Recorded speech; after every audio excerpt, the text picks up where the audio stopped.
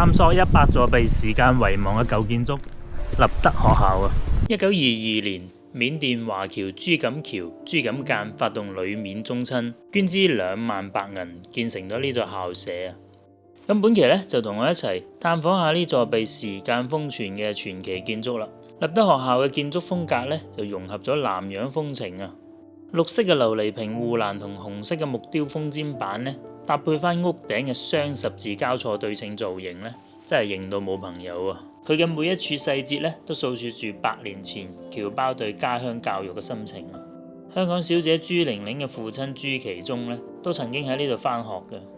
呢座建築見證嘅呢，唔單止係一段教育史啊，更加係一代僑胞立德樹人嘅初心啊！呢個視覺之下嘅雙十字交錯對稱結構呢，又會唔會係關於傳承同聯結嘅隱喻呢？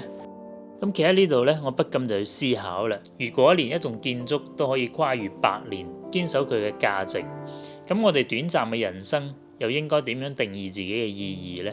咁答案或者就藏喺呢啲老建築入邊啦。